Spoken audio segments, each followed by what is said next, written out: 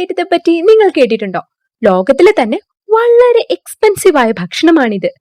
അസിപെൻസിറിഡേ എന്ന ഫിഷ് ഫാമിലിയിലുള്ള സ്റ്റർജിയോൺസ് എന്ന് പൊതുവെ അറിയപ്പെടുന്ന മീനുകളുടെ മുട്ടയാണ് ഈ ഭക്ഷണത്തിന്റെ പ്രധാന ingredient.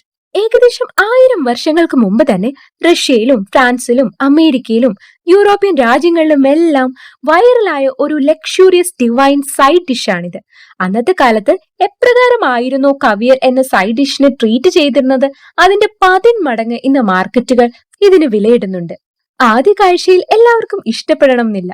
Grey, black, of white, white എന്നീ നിറങ്ങളിലൊക്കെ ഈ മീൻമുട്ടകൾ ലഭ്യമാണ്. എന്നിരുന്നാലും ഇതിന്റെ വിലയാണ് നമ്മളെ ശരിക്കും ഞെട്ടിച്ചു കളയുന്നത്. ക്യാവിയറിന്റെ 1 കിലോഗ്രാമിന് ഏകദേശം $34,000 അഥവാ 28 ലക്ഷത്തോളം വില വരും. അത്യാവശ്യം നല്ലൊരു ബാക്ക്ഗ്രൗണ്ട് ഹിസ്റ്ററി ഈ വിഭവത്തിനുണ്ട്.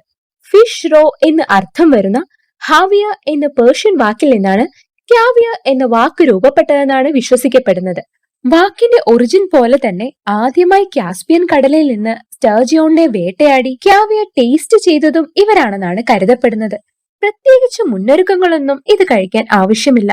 മീനിന്റെ വയറ്റിൽ നിന്നും ശേഖരിച്ച മുട്ടകൾ നന്നായി കഴുകിയ ശേഷം അതിന്റെ ഷെൽഫ് ലൈഫ് കൂട്ടുന്നതിനായി ചെറിയ തോതിൽ ഉപ്പും ചേർത്ത് പായ്ക്ക് ചെയ്ത് കഴിഞ്ഞാൽ പിന്നീട് എപ്പോ വേണമെങ്കിലും അത് അങ്ങനെ തന്നെ എടുത്ത് കഴിക്കാവുന്നതാണ്.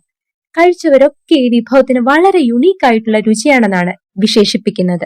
കാസ്പിയൻ കടലിനെ ചുറ്റി നിൽക്കുന്ന ഇറാൻ, റഷ്യ, അമേരിക്ക എന്നീ രാജ്യങ്ങളായിരുന്നു 20-ാം നൂറ്റാണ്ടിന്റെ തുടക്കത്തിൽ ക്യാവിയർ പ്രൊഡക്ഷന് ചുക്കാൻ പിടിച്ചിരുന്നത്. അക്കാലത്ത് അമേരിക്കൻ ബാറുകളിൽ സൈഡ് ഡിഷായി നിറഞ്ഞു നിന്നിരുന്ന ക്യാവിയർ ഡിഷ് പിന്നീട് യൂറോപ്യൻ രാജ്യങ്ങളിലേക്ക് ജനകീയമാക്കിയതിൽ അമേരിക്കയ്ക്ക് വലിയൊരു പങ്കുണ്ട്. ഇതേസമയം ക്യാവിയറിന്റെ ഉപ്പ് രസമുള്ള രുചി ബാറിലെ ഉപഭോക്താക്കളെ കൂടുതൽ മദ്യം കുടിക്കാൻ പ്രേരിപ്പിക്കുന്നുണ്ടെന്ന് കണ്ടെത്തിയത് ക്യാവിയറിന്റെ പ്രൊഡക്ഷൻ വീണ്ടും വർദ്ധിപ്പിക്കുവാൻ കാരണമായി. എന്നാൽ ഡിമാൻഡിനനുസരിച്ച് ക്യാവിയർ എഗ് പ്രൊഡക്ഷൻ ഉണ്ടാകാതിരുന്നത് കൊണ്ട് തന്നെ കുത്തനെ ക്യാവിയറിന് വില കൂടി. ഇത് ഏറ്റവും ഭീകരമായി ബാധിച്ചത് സാധുക്കളായ സ്റ്റർജിയോൺ മീനുകളെ തന്നെയാണ്. 250 മില്യൺ വർഷങ്ങൾക്കിപ്പുറവും മറ്റ് പ്രകൃതി ദുരന്തങ്ങളിൽപ്പെട്ട് വഴുതി പോകാതെ ഇപ്പോഴും കൂടുതൽ മാറ്റങ്ങളൊന്നും വരാതെ നിലനിന്നിരുന്ന ഇവരുടെ പോപ്പുലേഷൻ പിന്നീട് നേരിടേണ്ടി വന്നത് വളരെ വലിയ തോതിലുള്ള മത്സ്യബന്ധനം അഥവാ ഓവർ ഫിഷിംഗ് ആണ്. 1500 കിലോഗ്രാം തൂക്കവും 100 വർഷത്തോളം ആയുസ്സും വരുന്ന ഈ മീനുകൾക്ക് 20 വയസ്സെത്തുമ്പോഴേ മുട്ടയിടാനാകൂ. ഇവരുടെ മുട്ടയ്ക്ക് വേണ്ടി 20 വർഷം കാത്തിരിക്കേണ്ടതുകൊണ്ടും മുട്ടയിടുന്നത് പെൺമീനുകൾ മാത്രമായിരുന്നതുകൊണ്ടും അന്ന് ഫാമിംഗ് പ്രാക്ടീസുകൾ ഒന്നും തന്നെ സാമ്പത്തികമായി സാധ്യമായ ഒരു വഴിയായിരുന്നില്ല. അതുകൊണ്ട് തന്നെ കാസ്പിയൻ കടലിൽ നിന്നുമുള്ള ഓവർ ഫിഷിംഗ് ഒരു സ്ഥിരം പരിപാടിയായി മാറി. ഇക്കാരണങ്ങളൊക്കെ കൊണ്ട് തന്നെ 90കളുടെ അവസാനത്തിൽ International Union for Conservation of Nature അഥവാ IUCNന്റെ വക ക്രിട്ടിക്കലി എൻഡേഞ്ചേർഡ് എന്ന സ്റ്റാറ്റസും സ്റ്റർജിയോൺ മീനുകൾക്ക് ലഭിച്ചു. ശാസ്ത്രത്തിന്റെ പുരോഗമനത്തിനനുസരിച്ച് സ്റ്റർജിയോൺ മീനുകളുടെ റീപ്രൊഡക്റ്റീവ് ഏജ് 20-ൽ നിന്നും 7-ഉം 8-ഉം ഒക്കെയായി കുറയ്ക്കാൻ ഹൈബ്രിഡൈസേഷൻ ടെക്നിക്കുകൾക്ക് കഴിഞ്ഞെങ്കിലും ബെലൂഗ സ്റ്റർജിയോണിന് നിലവിൽ ഹൈബ്രിഡുകൾ ലഭ്യമല്ല. മാത്രവുമല്ല, റീപ്രൊഡക്റ്റീവ് ഏജ് എത്തിക്കഴിഞ്ഞാൽ ഓരോ 4-5 വർഷങ്ങളിൽ ഒരിക്കൽ മാത്രമേ പേൺ സ്റ്റർജിയോൺ മുട്ടയിടാറുള്ളൂ.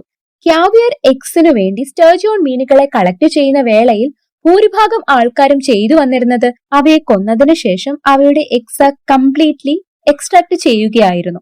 ഈ പ്രവൃത്തി വലിയ തോതിൽ തന്നെ കാസ്പിയൻ കടലിലെ ഇവയുടെ സംഖ്യ കുറച്ചു.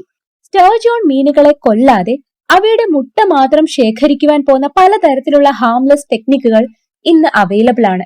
എന്നിരുന്നാലും നമ്മുടെയൊക്കെ ഈ പ്രവൃത്തി കൊണ്ട് ഒരു ജീവിയുടെ മുഴുവൻ വംശത്തെ എത്ര സാരമായി ബാധിച്ചുവെന്ന് നോക്കിയേ. ഇനി പറ, പാവം സ്റ്റർജിയോൺ മീനുകളെ ഇത്രയൊക്കെ കഷ്ടപ്പെടുത്തി ഇത്രയും എക്സ്പെൻസീവ് ആയ ഫുഡ് കഴിക്കേണ്ടതുണ്ടോ? എന്താ നിങ്ങളുടെ അഭിപ്രായം?